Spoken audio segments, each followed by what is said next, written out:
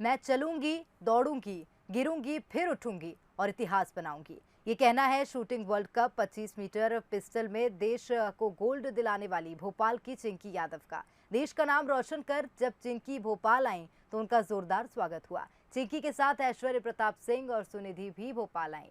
MP shooting academy के shooters ने world cup में 3 गोल्ड, 1 सिल्वर और 1 ब्रॉन्ज मेडल जीता। चिंकी की नजर अब टोक्यो ओलंपिक्स पर है। चिंकी का कहना है कि सफर की कठिनाइयों से लड़ने के लिए खुद पर भरोसा होना बेहद जरूरी है। बता दें 23 साल की चिंकी यादव के पिता पेशे से इलेक्ट्रिशियन हैं।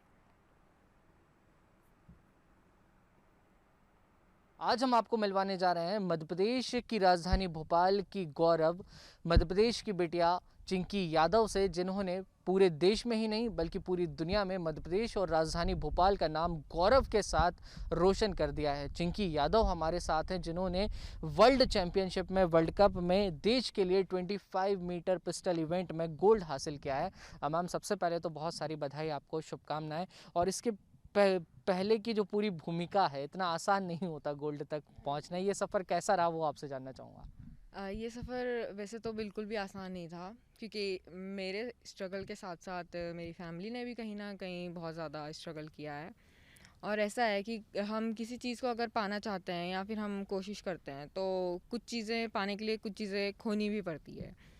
तो हम कई चीज़ें अपनी छोड़ते हैं, बहुत सारी चीज़ों का सेक्रीफाइस करते हैं और अपनी जो गोल्स हैं उनके लिए हम लगे रहते हैं पूरी लगन के साथ। तो यही चीज़ है कि हर जगह हमने कुछ ना कुछ इन्वेस्टमेंट किया है, उस वजह से वो सारा एक तरीके से सेक्रीफाइस नहीं कह सकते हैं। कैसे मैम प्रेरणा मिली कि शूटिंग की तरफ जाना चाहिए? कहाँ से ये सफ़र की शुरुआत हुई? इस सफ़र की शुरुआत तो 2012 में हुई थी। तब मैंने एयर पिस्टल को चलाया था और देन 25 मीटर मैंने 2013 में स्टार्ट किया था। देन उसके बाद धीरे धीरे मैं टीम में सिलेक्ट हुई और 2015 से मेरा सफ़र स्टार्ट हुआ। उस टाइम से मैंने इंटरनेशनल कंपटीशन स्टार्ट किए थे, एक्सपीरियंस लेने स्टार्ट किए थे। जूनियर टीम में मेरा बहुत सारा एक्सपीरियंस रहा है। और उसके बाद सीनियर में आने के बाद 1 साल के गैप के बाद फिर मेरा दोबारा से सफ़र स्टार्ट हुआ और उसमें अब मैं एक्सपीरियंस ले रही हूँ। मैम, दिल्ली में जो वर्ल्ड कप अभी हुआ, अगर बात की जाए तो किस तरीके का कंपटीशन वहाँ पे था जो आपने फेस किया? कितनी कंट्रीज़ वहाँ थी और फिर आपने गोल्ड तक का सफ़र रखा? इस दौरान क्या कुछ चैलेंजेस आए? चैलेंजेस तो बहुत सारे आते हैं। ऐसा नहीं है कि किसी भी चीज़ को तुम हासिल करना चाहते हो तो वहाँ चैलेंजेस नहीं होते हैं।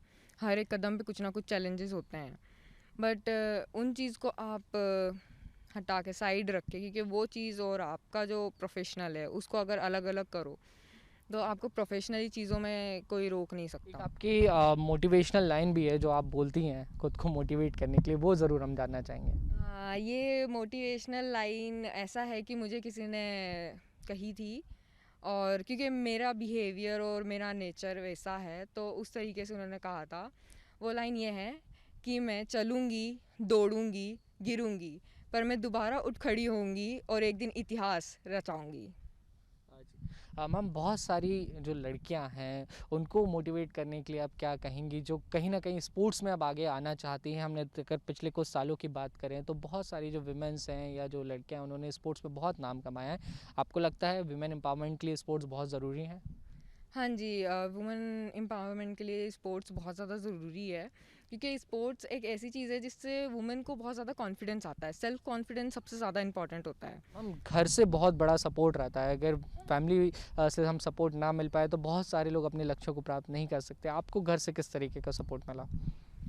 मुझे घर से हर तरह का सपोर्ट मिला है, स्पेशली मेंटली मुझे बहुत ज़्यादा सपोर्ट किया है। टोक्यो ओलंपिक के लिए लगभग आपने क्वालिफाई कर लिया मैम, तो अब ओलंपिक गोल्ड पे नज़र है? हाँ जी, बिल्कुल नज़र है मेरी।